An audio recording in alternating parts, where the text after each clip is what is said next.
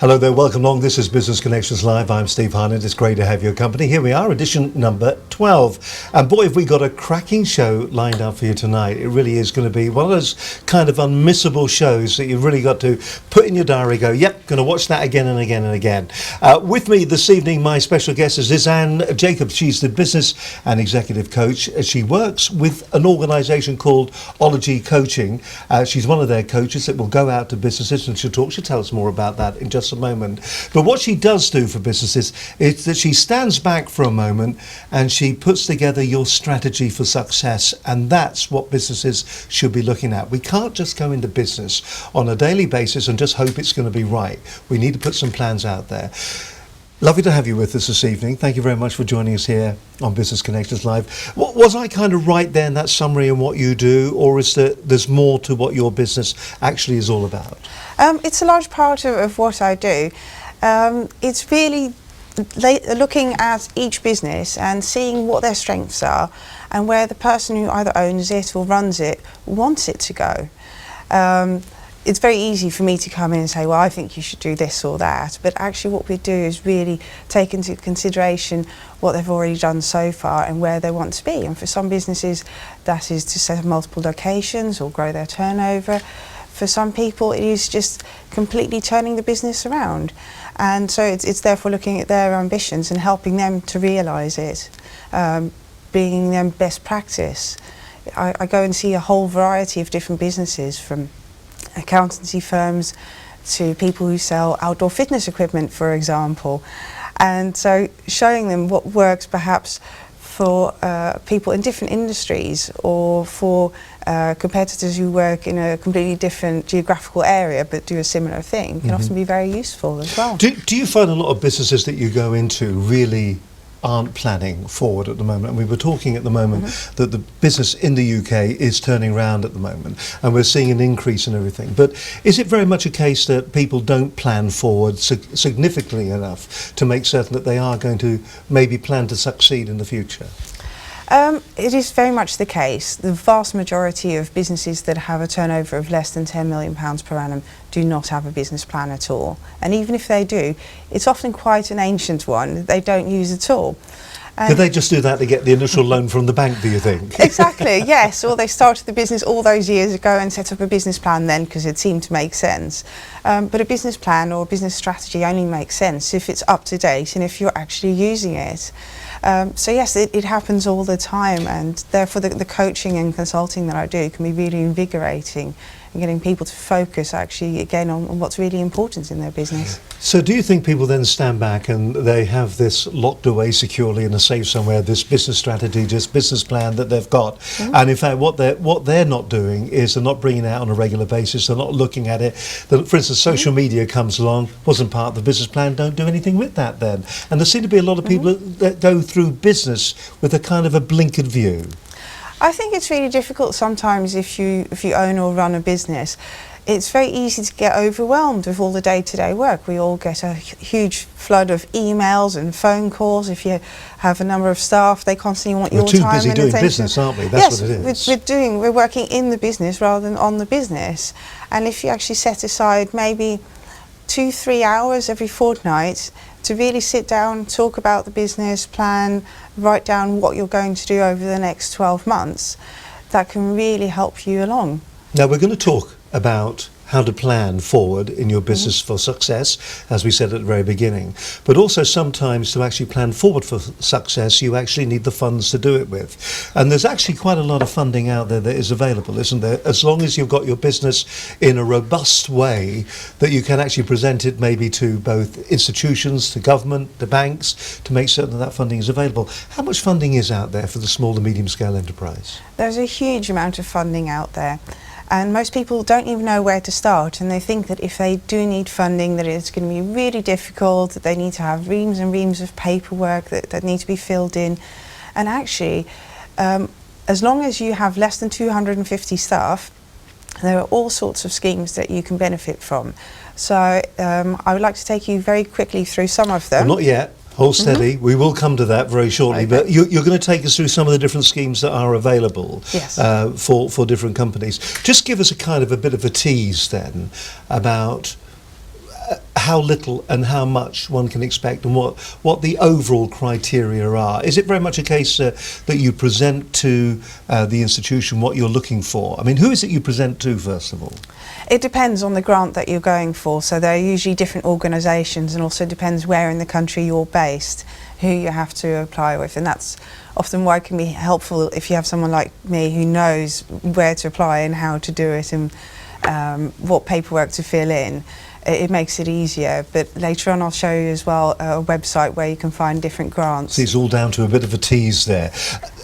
Do you think a lot of companies don't approach these institutions and organisations for these particular grants for the simple reason that they feel it's going to be too onerous to actually get them, or it's going to be just too much hard work, too much time, and the rewards are going to be quite small? I think that is one huge reason. I think the other one is often that people just don't know they exist. They're not advertised anywhere. Well, it's going to be an interesting hour with you, an interesting 60 minutes. We're hoping that if you are a small to medium scale enterprise and you're thinking to yourself, yeah, I'd like to expand, like to go down the right route at the moment, but how do I go about it? Maybe you're sitting there at the moment, you've been in business for a while and you're saying, well, I didn't realise there were grants available. We'll tell you what kind of grants are available. But also, more importantly, it isn't just about the grants. It is all about planning the direction that your business is going. It's making absolutely certain that you've got the right steps, that you can actually see when you achieve something that you've actually got there, and then you can move on to your next step as your business grows. And of course, the more it grows, the more exciting it's going to be, and hopefully the more profit you're going to make. So that's what we've got lined up for you in the next 60 minutes or thereabouts here on Business Connections Live. But what we're going to do right now, we're going to have a bit of a recap of what happened last week on the programme. You might remember that we had Sonny Jeffrey from the Wine Circle in Virginia Water. Now, he operates a restaurant and also a fine wine store. The restaurant, absolutely incredible. The wines that are in there are just amazing. I mean, if you are a wine drinker, you just love going there. You are just lost. Last week he had some of the Lalas in, the sister wines. Some of the bottles at the moment are worth just a mere £200. I did notice the last time that I saw him in his shop that some of the wines there that he sells just inside the door, £900 for a bottle of wine. But what does a business like that need to do to make certain that it's going to be successful? Well, I asked Sonny last week just to give us some of the hints and tips that he would pass on to other businesses when it comes to growing a successful business on the high street. Here's Sonny Jeffrey. If you've ever thought of maybe having a business that is, well, I suppose public facing, where the public walk in off the street, they're passing trade, and then you have to sell something to them. Or maybe you've thought about going into the catering industry and you're thinking to yourself, well, hello, I could do that. It's dead easy. Open a kitchen, serve up a couple of plates of fish and chips, job done. It isn't that easy. Vast expense, a vast amount of worry, and a vast amount of work as well. My guest this evening is Sonny Jeffrey from the Wine Circle in Virginia Water. Sonny, it's lovely to have you with us. Well, we're wine and spirit merchants with a restaurant, bar and delicatessen attached to it. We operate more than just like a restaurant and a wine shop. We do tours to Europe. We have a very strong club membership, over 800 in number. We do a lot of masterclasses, wine tasting dinners with speakers from all over the world. We've had them from Argentina, Chile, New Zealand, Australia, France, Italy, literally all over. I think banks today don't understand your business. You've lost the regional manager, you've lost your account manager through the recession and through the banking crisis. You're dealing with committees that don't visit your business. So if they don't visit the business, how on earth are they going to understand it? If they look at a balance sheet and profit and loss account, in my experience, they don't always understand it. So you're not dealing with a very expert level of banking for small businesses. Well, there are big restaurants. There are famous restaurants in London. That give a very good service. We like to think we do give a service. We don't always succeed in everything we do. We keep striving to be better in what we do. But yes, service is absolutely paramount. And the only way to get that service is to train your staff. I've been to very, very good establishments where the staff are so badly trained that you come away never wanting to go back. Be confident in what you do. research what you want to do, believe in what you want to do, and be prepared to work very, very hard in order to get it off the ground and to succeed. And do not be put off at the first hurdle you come at, or the second or the third. Go on trying and go on trying. It didn't come easy for the Wine Circle. We had ups and downs throughout. You've got to persevere. If you believe in your product, then carry on. And go out and meet people. Go out and communicate. Go out and network. Be part of them. Get to know your customer. Interact with them in such a way that you get to think as they think, and make them have the confidence in you, and you'll sell your product.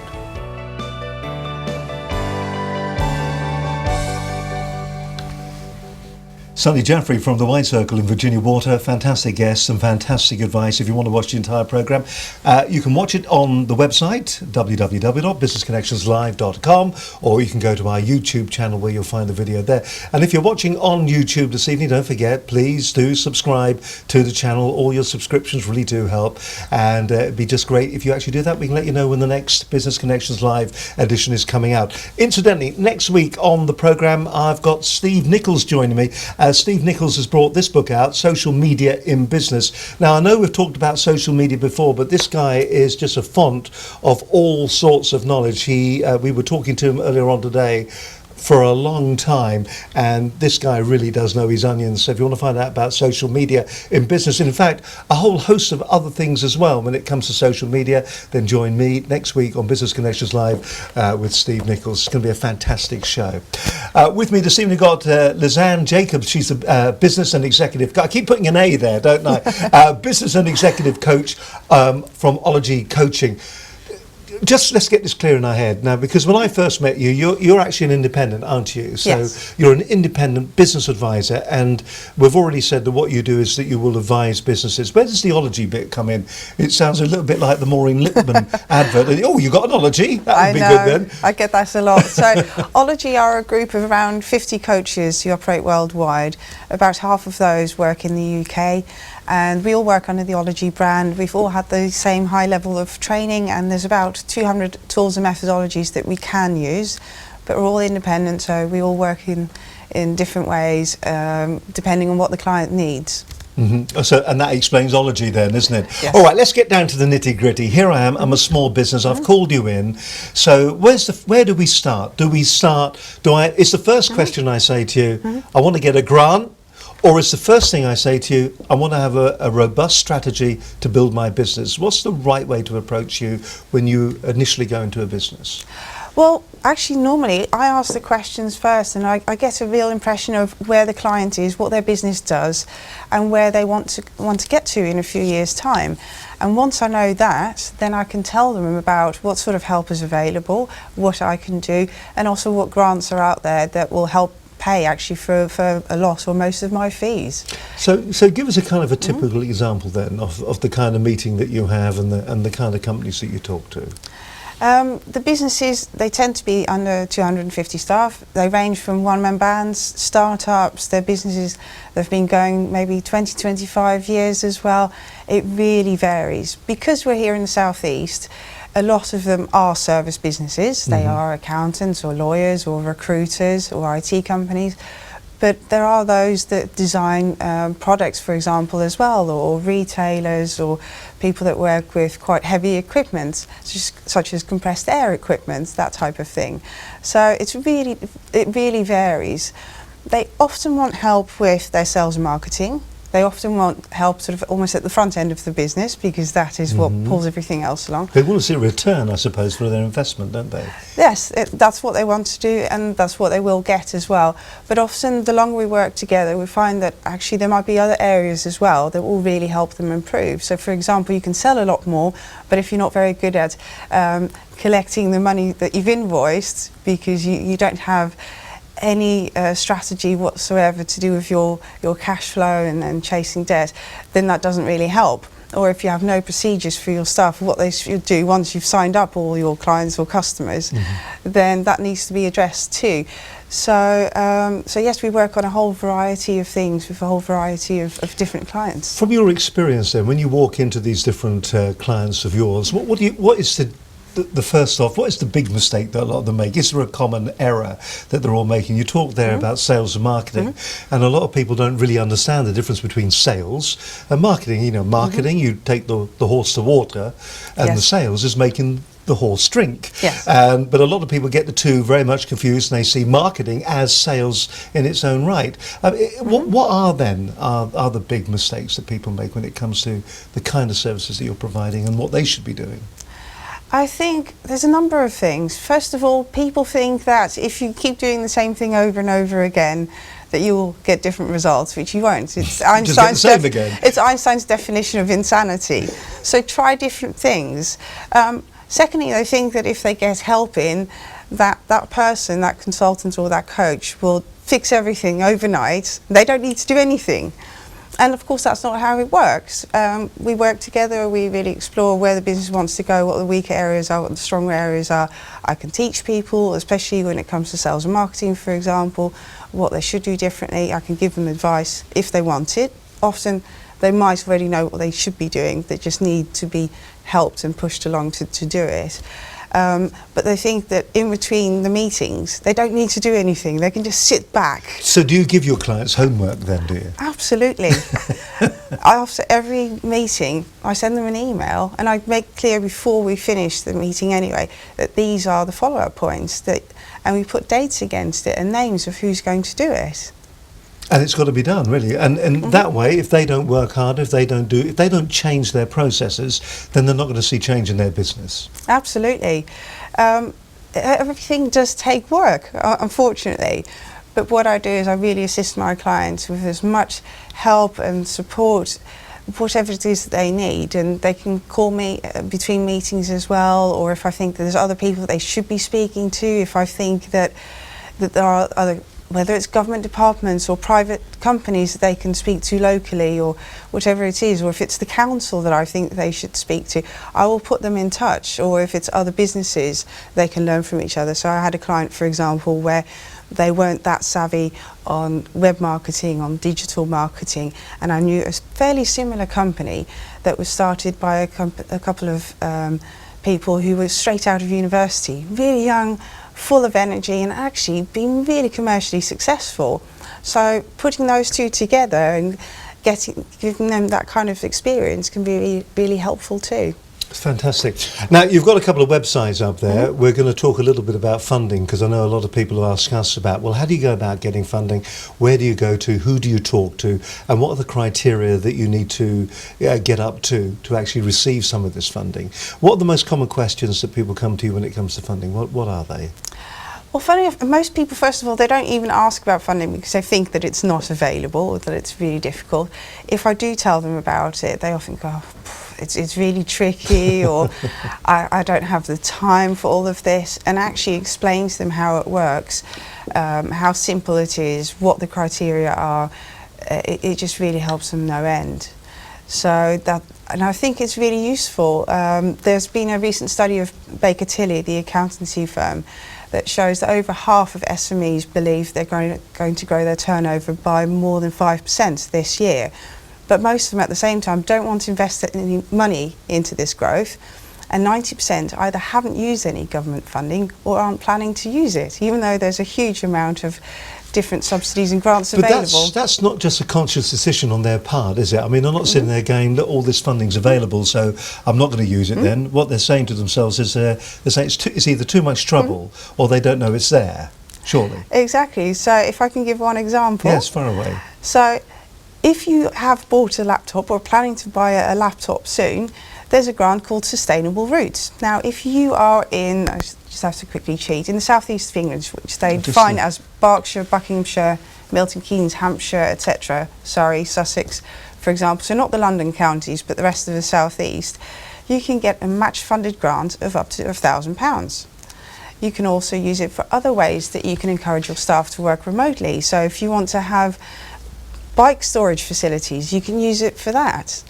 But there are criteria around this, aren't there? There are things that you've got to. There are benchmarks that you've got to hit to be eligible for this. Surely, I mean, I noticed there that it was sort of saying that the turnover of the business got to be £75,000. So what they're trying to do, I take it, is they're trying to say that this isn't a single one-man band or someone who's just trying it on. They are actually looking for a proper business with a proper turnover. In this case, yes, they do have that minimum criteria of £75,000 turnover. And less than 250 staff. But there's others, like for example the Growth Accelerator, which I work with a lot, that even one-man bands, startups can apply for as well. The Growth Accelerator is a program, or a service I should say, which is aimed at businesses that have the capacity to grow, and it helps them with a whole range of coaching and training.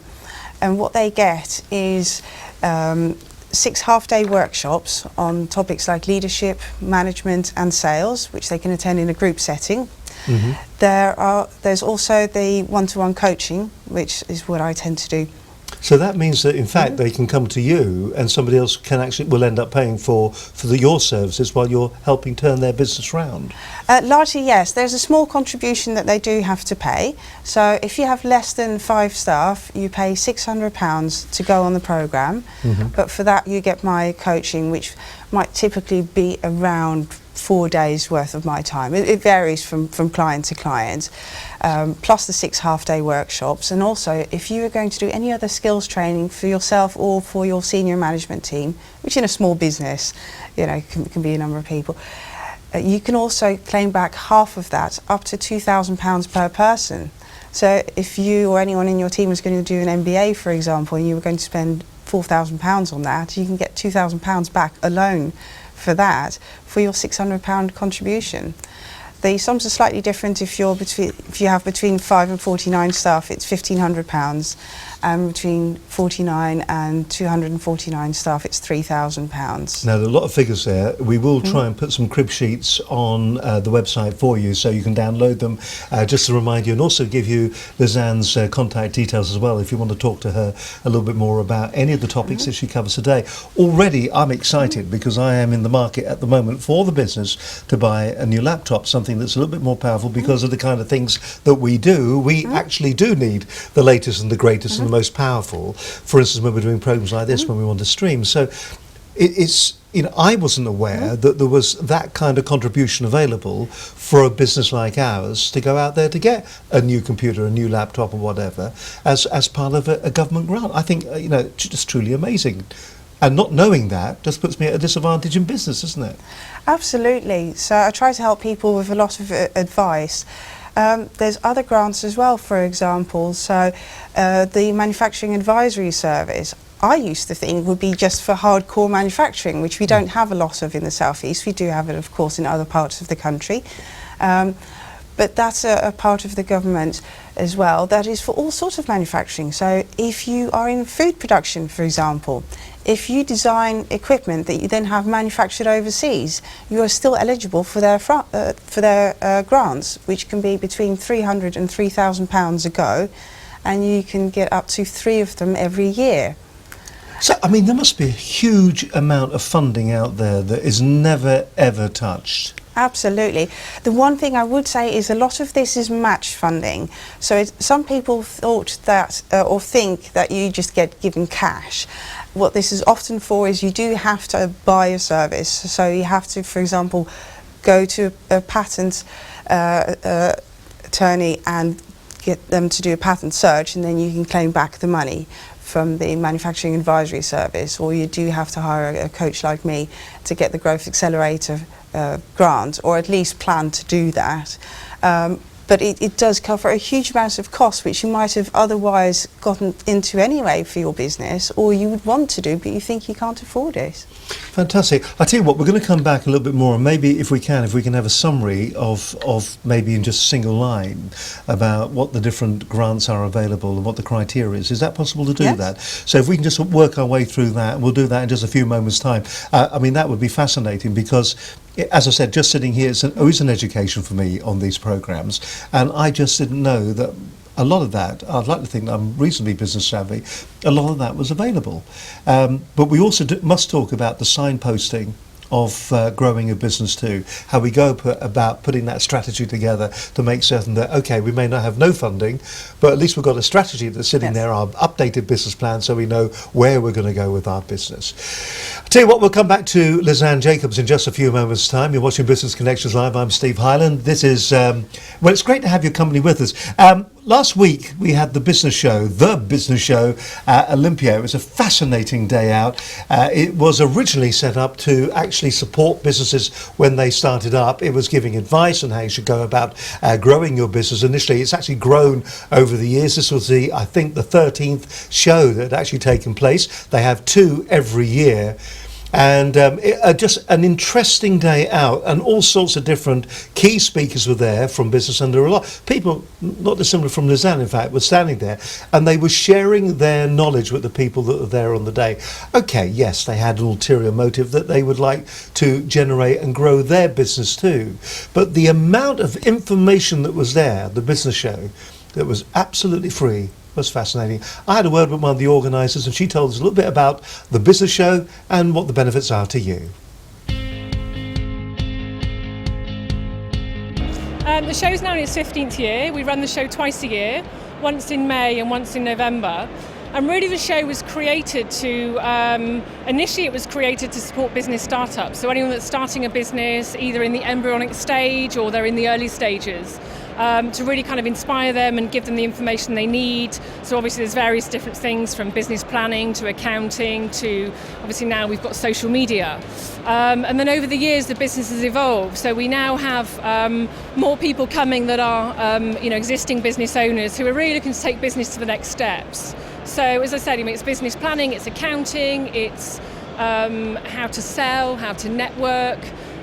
We've got various different features here. We've got Angel's Den, which you can do like a live pitch, which people get really scared. But it's a great opportunity to be able to pitch to, multi-million pound investors. We've actually had Ben Kench here, who's actually been on the programme as well. And what's nice about it is the diversity of the different speakers that you have here. 250 speakers, you really are covering nearly every aspect of business. Yeah, there are, and we aim to do a cross-section. Sometimes the keynote speakers, when people are starting a business, they think, all these keynote speakers, that's great for them, but it's never going to be for me. So we have a cross-section. So I think, it's just about inspiring. Ben's a fantastic guy. He wrote the book Selling for Dummies. So he's a very kind of infectious, gets people really excited, and the importance of what Ben talks about. Selling, I think people underestimate sales as a skill. So whether or not you are looking to get investment, you're looking to network and connect with people, you're looking to sell your business or sell to customers, selling is a key part. That when you start a business, a lot of people think, I can wing it, but it really is an essential skill to teach. So that's why we have people like Ben speaking here to really share from a place of knowledge. These guys have actually been and done the hard yards. So really, it's about giving people everything that they need, and also we look to create great energy. I walked past earlier on and there was someone dressed as an iPhone dancing with one of the exhibitors. So business is fun, but the one thing I would say, and one of the things you asked me earlier was, if people are coming along, we do have a digital show guide online which gives access to all the speakers, all the seminars. So either come along and just get stuck in and see where it takes you, or if there's something in particular that you're looking for, maybe plan your day, because with 350 exhibitors, 250 seminars, it's a massive amount to cover. So over the 2 days, and everything's free as well. So, we do say come along and get stuck in. As we said, this one's finishing today. When's the next one going to be? The next one's on the 15th and 16th of May in Excel. We run the event twice a year, and the next one's coming up in November. So yeah, we've got May and then November next year.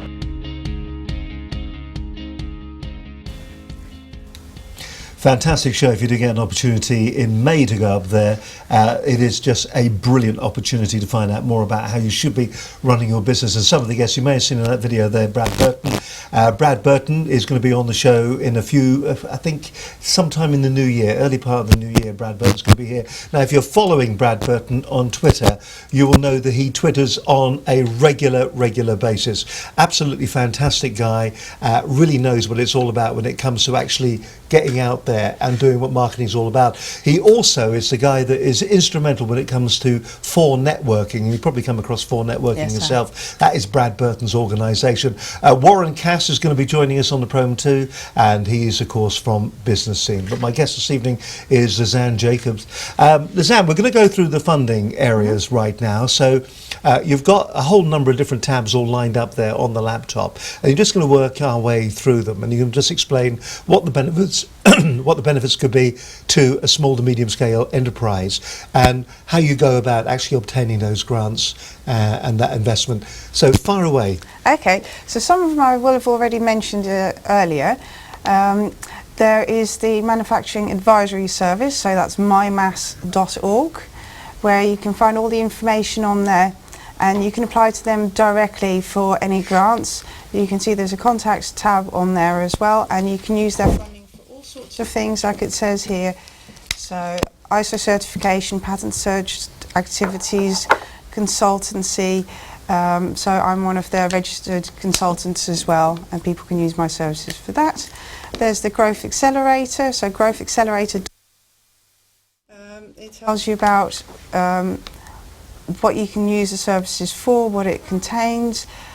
If anyone is around the Staines area, the southeast, I would tell them to give me a call or send me an email or a tweet. But you can also apply obviously directly on this tab. Sustainable Routes is the one about commuting and therefore funding for things This like is the one I'm laptops. interested in, isn't it? Yes, so sustainableroutes.co.uk. Righto, I'm going to write that down because I think that's going to be quite exciting for me. Two that I haven't mentioned so far is, first of all, apprenticeships. Apprentices are a fantastic way of getting low-cost staff who are really keen, really motivated. There are so many youngsters that are out of work at the moment. You have to pay them very little. Well, we had Surrey Connects in a couple of weeks back, and of course they're a big advocate of yours, and they were actually singing your praises very highly. But once again, something that actually they're very interested in as well, isn't it? It's getting young people and apprenticeships all running. Absolutely, it's vital. You don't want people to get lost where they just can't get a job because they don't have the experience. The minimum wage for apprentices is less than £3 an hour. After 3 months, you get a £1,500 grant back from the government, and depending on where your company is based, you then also can get additional funding. So Surrey has £750 on top of the £1,500. The London boroughs, if they haven't run out yet, had also £1,500 to match the government one. So you're actually, for the first so many months, basically getting a free member of staff who's very excited, very up to date with the internet and social media, if you are not. Most youngsters are. And it's a great way to train other people up in your business. You know, once again, you've got these small to medium scale enterprises who have got years of experience inside of them, and they can now actually share this with young people or apprentices. In fact, my director just whispered in my ear that they're probably getting paid more than he is. Yes. Absolutely. But it is interesting that you do have an opportunity here to actually bring new talent into the industry, haven't you? Absolutely, and the only reason that these grants are there is to encourage people to take on an apprentice, because in the beginning, of course, you do have to train them up, but after a while they just become really valuable employees, and they can help you with all sorts of things. They're all different qualifications, such as an MVQ in business administration, for example, that they might be doing. And they can do all of your administration or your customer service. You've got to be careful though, haven't you, when you bring staff on, that you don't treat them as slaves, paid slaves. I think it's very important. I've worked for a number of organisations and companies that sometimes when they get an apprentice or they get somebody who's joining the business, they really don't know what to do with them. And so they kind of push them from pillar to post while they're trying to figure out what the best strategy is going to be to make sure that they learn something and then become useful within the organisation. And sometimes I think that's maybe the case that the employer doesn't really understand what he's taking on or what he's doing with them. Well, like any other part of the business, you need to plan for these things. So before you hire an apprentice, you write down a job spec of what you expect this person to do, what kind of skills or characteristics you want them to have before they start, and think about where you want them to be by the end of the year and what sort of things you will have to teach them and what things either the college that sends them out, or there are local training providers who can also offer apprenticeships, what support they can provide too. So it's really important, and of course it's fine for an apprentice to make your tea for you as long as they're spending most of their time doing things that they're going to learn from. Cleaning the cups. They can make the tea, but as long as they clean the cups, and that's really what's important. Absolutely. But do you find that there is sometimes a kind of a wastage when it comes? I mean, this is going back to what we're going to talk about a little bit more in a few moments. It's coming back to the strategy, isn't it? It's coming back and having a clear plan in your business's head and how you're going to succeed and how you're going to move the business forward. And you've got to do that with your business. You've got to do that with the apprentices that you've got. You've got to really keep up to date with knowing what is available to you as a business to be successful. And I suppose that's where you come in. Absolutely, yes. That is what I do. I sit down with my clients and talk to them about where they want to be and help them plan. And there's all sorts of formats that we can use to do this, to visualise it as well, because sometimes it's easier when you have something up on the wall that you can look at and remind you every day of what you ought to be doing and what you want to be doing as well. Now, we're kind of preempting what we're going to talk about in a moment when we actually talk about the processes you should go through when you are putting together your strategy or maybe updating your business plan. Let's go back to the grants that we got. We were looking there at apprenticeships and we kind of got stuck there for a moment or so. So just tell us a little bit more about what's on the screen here. Okay, so just to round off the apprenticeships, there's apprenticeships.org.uk where you can find all the information that you need. There's a whole host of local apprenticeship providers near you, so I'm sure if you also Google whatever town you're in plus apprenticeships, you will find all sorts of providers. The last tab that I wanted to show you is this one. So this is from BIS. So if you type in Grant Finder plus BIS, BIS on Google, or you go on this link, gov.uk/business finance support finder search, you can actually see on the left of the screen there's all sorts of things that you can find: financial support, equity, grants, expertise, recognition, awards. So you can type in your location, number of employees, so you can see exactly what you're eligible for as a business. 749 different grants are available there that probably most businesses have no idea exist or are available. Absolutely, and they go beyond just grants as well. There might be free expertise that you can get. There might be recognition awards which can then be really valuable in attracting the right kind of customers or staff if you have them. So there's, for any kind of sector that you're in, any size that you're in, whether you're a startup or you've been going for a long time, there is all sorts of support out there. In the last 6 months, what kind of grants have you been able to secure for different people? What kind of things? Well, and how much? Because that's what people are after. I mean, how much have you secured? Like I said, it's not a question of just bringing in cash and saying, well, I want to get £30,000, because if that's the sort of money you want, then you're looking for an investor then, aren't you? Well, you're either looking for an investor, it can be an overdraft, it can be a bank loan, you can get crowdfunding. There's all sorts of things that you can do if what you actually want is cash. But the sort of support that I've been talking about tonight is much more about the government match funding, or largely funding the sort of help that you might be seeking to either grow your exports, if perhaps you're a manufacturer and you just need the right kind of tooling so you can upscale your production, or whether it's to get the help of a coach or a consultant in because you wouldn't normally pay their regular fees. So it's all sorts of things. Ultimately, it's the business owner or director who applies for it themselves. I tell you what, I think the thing that's really interesting about all of this, if you are a small business, it's like all things. We go through life on a daily basis and we do our jobs, and as you said, if we do the same thing day in, day out, we can expect more of the same thing day in, day out. But a little bit of work, a little bit of investigation, and here all of a sudden you've got maybe ways that are going to aid you and allow you to grow your business. I mean, if you do need more staff, then you've got ways, or people or organisations or grants that are going to help you do that. If you're thinking about maybe moving or growing your business, then are you putting the right strategy together? There are people that are available out there that will help you put that strategy together. Maybe you're sitting back and you're thinking, well, you know what, there's no really need to do any marketing. I'm doing all the sales that I possibly can.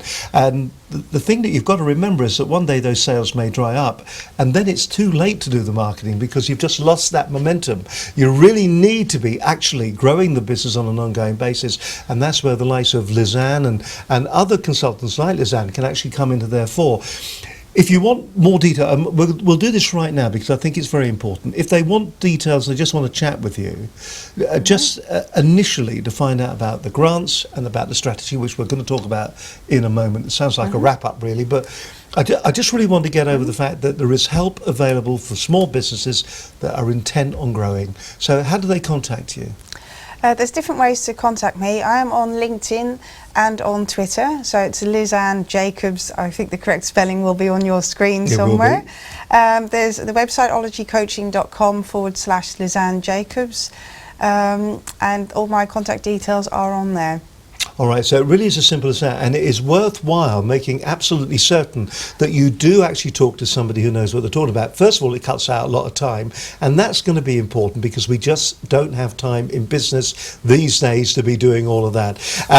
If you want to get in touch with us, then of course what you can do is you can always email us here at the studio as well, and we will get information to you too, so there's no problem on doing that. And if you want to go onto LinkedIn, and if you look at the text that is below this, both on YouTube and also on the Business Connections live channel too, you'll find all the contact details for Lizanne there as well, along with I hope a couple of downloads too that we'll be just putting together that will give you some of the links that we've already talked about. So already we have discussed the fact that there is funding that out there that is available for you and your business. We've talked about apprenticeships. There are people out there that can help you grow your business. You can use apprentices. They can come into your business. They have the skills, they have the modern skills. Perhaps you know nothing about social media. If that's the case, wouldn't it be great to bring that resource into your business, and then for it to be co-funded by yourself, of course, but also by an institution or the government grant or whatever it's going to be. These are all opportunities that you as a small business cannot avoid, or you cannot ignore for definite. You've got to go for it, but you've got to know what you're doing when you go for it, and that's where somebody like Lizanne will actually come into her own. Okay, so what we're going to talk about in a moment, we're going to talk about how to put together that strategy, where we start, where we go, how we know when we're achieving it's a big task, but you know, in 10-15 minutes, that's what we're going to talk about. So putting a strategy together that is going to be right, maybe some of the mistakes that people make when it comes to starting putting their strategy together. And probably one question that goes through my mind, do you find that people will write the strategy, put it together, start doing it, and then go back to their old ways? If they don't get someone to help them along, if they don't have someone either internally who moves them along, if it's a larger organisation, or if they're a small company and there's a consultant or a coach or a mentor or someone to push them along, that is often the risk. Yes, they do get when you go into down. business, do you feel like hitting them with a stick sometimes to say, will you do what I'm telling you to do?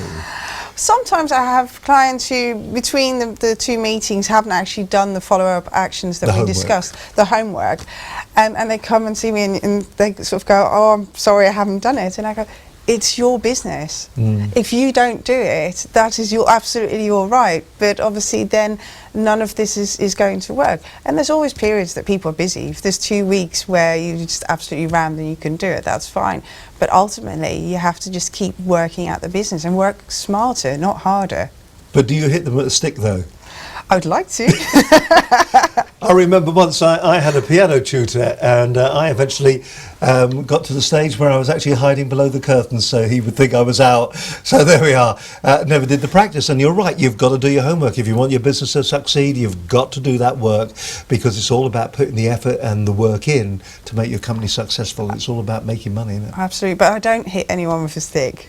But you'd like to. So just be aware of that if you do invite her to come around and talk to you about funding. Okay, I'll tell you what we're going to do right now. Let's have a look at what's been happening in the world of business over the last 7 days. The latest business news on this edition of Business Connections Live. And right now with the latest news, here's Linda Bazant.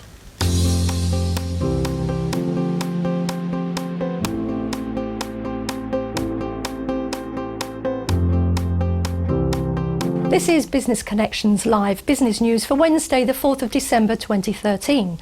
The Market CIPS Purchasing Managers Index for the Manufacturing Sector Index jumped to 58.4 in November from 56.5 in October, the highest level since February 2011. The nation's manufacturers are making 5,000 new jobs each month as orders hit their highest level in 20 years. And also from Market, the sharp improvement in house building drove activity in the construction sector to a 6-year high in November. Britain's house builders are on track to start 190,000 new homes in the coming year. And in his autumn statement tomorrow, George Osborne is expected to cap increases in business rates. He will limit rate rises to 2% in England and Wales next year, instead of linking them to inflation, and extend a scheme that offers rate relief to small businesses. The Bank of England admitted on Monday that the supply of credit to small businesses was still constrained, even though the amount advanced in the third quarter was the highest since the flagship funding for lending scheme was introduced in summer 2012. Matthew Fell, the CBI's Director for Competitive Markets, said, despite overall FLS lending substantially increasing, Bank of England data shows that net lending to SMEs continues to fall. So the recent move, recalibrating the scheme towards business lending, is welcome. According to the CBI, medium-sized businesses are the unsung heroes of enterprise and have been driving the recovery by creating jobs and fueling growth. Their 3-year analysis found that MSBs created 185,000 jobs, representing sector growth of 4.1%, compared with 1.9% for large companies and 2.8% for small firms. Nick Clegg will reveal that the government's new bank to help struggling businesses will be based in Sheffield and will receive £250 million of extra funding on top of the £1 billion that was earmarked. Vodafone, Virgin Media, EE and Three have agreed to cap bills when mobiles are lost or stolen and to inform users when price rises during a contract. And Topsy Labs has been bought by Apple in a deal that will provide the iPhone maker with more insights about the chatter on Twitter. The speculation on Apple's intentions is that it will enable it to have a better grasp on the hottest topics on Twitter, which could help it sell more advertising on iPhones and iPads. 7th of December is Small Business Saturday, the first one in the UK. Phil Orford, Chief Executive of the Forum of Private Businesses, said, the vast majority of firms in the UK are small businesses and they provide 2/3 of all private sector jobs. Small firms don't have public profile and marketing budgets of the larger corporates, and Small Business Saturday is an excellent way to celebrate small businesses and support them in showcasing their products and services to local communities. So make sure you support small businesses near you this weekend and beyond. And if you have any comments or views on these or any other stories, please contact us on all social media or email studio@businessconnectionslive.com.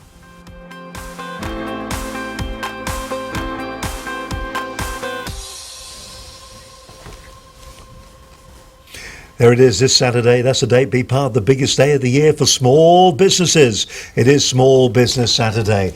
Very excited about that. And it's quite amazing. It's something that's come over from America. And here it is in the UK. Can make a difference to the business. Once again, it's taking every opportunity that is presented to you, doing something with it. Maybe being a little bit different. Who's it we had on the programme a few weeks back? Tom Higgins, in fact, from Gold Eye. He came on. He said, be different. Be an individual. That way people will remember you and they'll do business with you on an ongoing basis. They'll know who you are. You're not just another grey suit. Well, maybe this weekend it's an opportunity for your business to be part of that and making a difference and making your business an individual. Standing out from the crowd, standing out from the noise, so that you've actually got something different to tell, something different to say, unlike so many other businesses who would just have Saturday off, I would imagine, and do very little with it, in fact. Okay, we're going to talk now about strategy, but the first thing to do is, you said a very interesting thing to me, Lizanne. You said a lot of companies will have a couple of directors inside of them, and maybe the one director will have a business plan in their head, and they never ever put it down on paper. That way they never get a chance to analyse it, to look at it, to work their way through the flow of it. They just have a general feel, and they feel that's enough. And you see that a lot, don't you? Absolutely, or even worse, that people don't have a plan at all. But yes, it's often the case, and it's actually been shown that planning something, having it in writing really helps. There's a famous case study done at Harvard where they checked a whole group of students, asked them if they had any goals and dreams for the future, and got them to write down what they were. And up until that stage, there were 84% had no dreams or goals at all, 13% had them, but they just had them up here, and 3% actually had them written down. They went back 10 years later to see how these people fared. Now, the 13% that had their goals, but they hadn't written them down, were earning on average twice as much as the 84% who didn't have any. The 3% who did have written goals were making 10 times as much as all the others. So it's really important to plan. And also, if you were going on holiday to Spain and you were going to drive all the way down and you didn't have a TomTom, let's say this is the olden days, surely you would plan how to get there. You wouldn't just say, well, I'll turn off left and see where I end up. And it's the same in business. If you have an idea of where you want to get to, whether you've just started up the business or you've had a business for years, but maybe it's not quite as big as you would like it to be, or you see that it needs to change a little bit, or maybe you want to add an extra service or extra products to what you're already doing, you need to plan for this. So that is why it's so important to do this and to think about it, and it doesn't have to take up a lot of time. Instead of doing 100% of the time, if you can think and plan 2-3% of the time and do Are you shocked then by the lack of planning that goes on? I mean, are you just, you walk into businesses and completely surprised that they just don't know where they're going? They're nearly making money, they're nearly successful by accident. I would like to say yes, but no. My years in the business, I do know what the reality is like. To be fair, a lot of the clients that I work with, especially on the Growth Accelerator, are actually businesses that are already successful. They are already making... So they're looking for more success, they're looking at more growth. They want more, they just want to grow faster or more sustainably. They know that they've reached a certain point that they've gotten to on their own, but they want to become even more professional and even more organised. So it's all horses for courses. But the very small businesses, or just businesses that have been going along the same lines for a long time, yes, that is often the case. All right then, so what do we do? What is our strategy to get ready to put together our business strategy, and also to sort out maybe our marketing and our sales as well? How do we start with you? What are the things, if you were giving maybe our viewers a little bit of homework right now, what would be the things you would be telling them to do before perhaps maybe your first visit there? Okay, well, what I would get them to do is to actually sit down and think, where do you want the business to be 3 years from now? What to you would mean that the business is successful in its own right? And also, where do you personally want it to be? Especially if you own the business as well. Maybe you want to sell it in 3 years from now and it needs to be worth a certain amount. Or maybe you're working 6 days a week at the moment and you want to get back to 3 or 4. So figure out from both sides where you want to be yourself and also where you want the business to be. And really have a good think about that. Is that realistic? But also, are you stretching yourself enough? And look at where the opportunities are. Is the market changing? Is legislation changing? Are you working with the right type of products or services that you're putting out there? And do people really understand, which is much more of a sales and marketing question, but I do want to give this as a tip to viewers.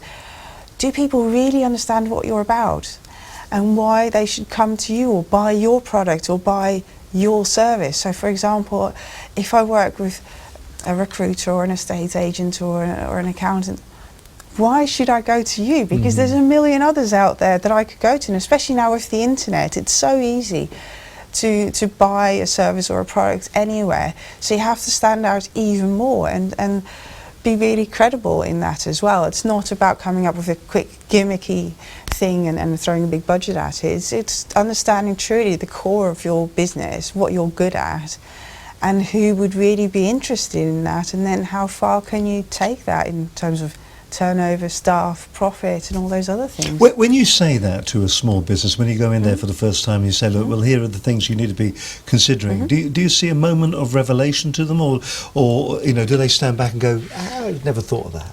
really never thought of that. We've got a kind of a plan. We just want to make as much money as we can. I mean, are businesses as badly organised as I'm painting them, or do you find that there's everything in between being, yes, ready with a strategy to present to you, all the way down to, I don't know how I got to where I've got? That's absolutely the case, the latter. So yes, it's a great area for people who've never really thought about their business at all and just started it or just ended up with one, to people who have really good laid out plans, and that's where I tend to do more of the executive coaching. So the business coaching is where I'm working usually with the business owner or the director. The executive coaching is where you're working with the team within the business and supporting them in their roles, because often the directors don't have the time to really sit down with them and help them develop in their roles. And that is often the companies that do have all the plans and all the strategies. But then I come in and I work with the rest of the team to make sure that they understand as well their role within the business, what they're good at, and which parts of their work or which skills that they can improve upon. Listen, I'm very conscious that we're running out of time, actually. I'm very conscious of that. But, I mean, I really do want to get some core things down that people can go away with, that our viewers can go away with, and they can say, OK, I thought about putting strategy together. I thought about my marketing. The things that I needed to think about, Lizanne told me, were this, and this, and I've done some of that. If there were core things that you wanted to tell them, in fact, I'll tell you what I'll do.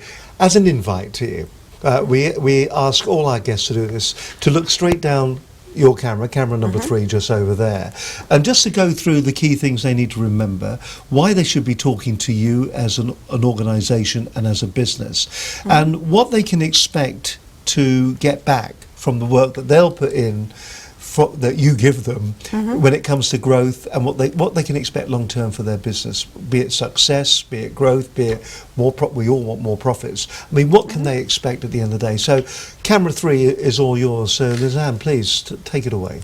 Okay. So, in my work as a business and executive coach and a business consultant, I help people who want to grow their business, and whichever direction that's in, whichever sector that's in, I will look honestly and openly with you to see how you can achieve that and make it really specific and make it measurable and make sure that there's budgets allocated against what you want to do, whether you are a bigger, very well organised, very professional firm, or whether you are a small company or even a one-man band. We will also make sure that there's lots of actions to be followed up on, because it's important that it's not just about talking about the business, because the talking can give you lots of insights, but that you actually do something with this as well, so that the next time we meet we can see clear progress in the business, and that energizes the whole business. The people that work for you or work with you or your customers will see as well that you are making progress, and that is what you get at the end really of my work. I also work with a whole range of different sectors, so I do teach people best practice from all sorts of sectors, and I have a lot of experience in sales and marketing, so I can give people lots of advice if they want it on what sort of sales and marketing strategies they could try in addition to what they've already tried or what they already know that they want to start trying. So that's really what I do with Ology Coaching. Well, there we are. It really is, I mean, fantastic advice and really a fantastic opportunity. If you want to find out more about Lizanne, you can simply go onto the website, and as I said, all the details are there. And, you know, at the end of the day, what have you got to lose? The only thing you've got to lose is money, I suppose. I mean, we're here to build successful businesses. Doesn't matter where you are in the cycle. Are you starting? Have you had a business for a couple of years, but you really haven't really grown it to what you imagined? Has it been tougher than you expected? All of those things are there, and Lizanne is the sort of person who can come in and she can help and she can rectify. Now, obviously what she can do, she can also talk to you on the phone. There are also going to be consultants just like Lizanne right across the UK too. So if you are thinking about maybe investing into your business, then this is a perfect opportunity to do that. Lizanne, can I just thank you ever so much for coming in? It's been absolutely fascinating. Is there any one thing, do you think, that was forgotten in the past 60 minutes that we should just remind people of? I think what's really important, and what the Baker-Tilly study highlighted as well, is that there is growth. over half of the SMEs are expecting to grow their business by more than 5% this year. So take advantage of that. Don't be scared. Go out there and grow the business and show everyone what you're good at, why they should work with your business. Fantastic. Well, that practically wraps it all up for this evening. Just let me remind you, next week our guest is Steve Nichols. He's the author of the best-selling Social Media in Business book. He's an international speaker and social media strategist. Also coming up before Christmas, we've got Sarah Dobson, Fleet Manager with the AA. Want to find out about your business cars, your business vehicles? Well, we're going to be able to reveal all that for you. And in the new year, we'll have our guest, Aaron Thompson. He's the Digital Director of NatWest Bank's BizCrowd, the new free online community for UK businesses. Listen, that wraps up the show. Hope you found it useful this evening. We're back again next Wednesday. From me, Steve Highland, and Lizanne. Bye for now. Bye-bye.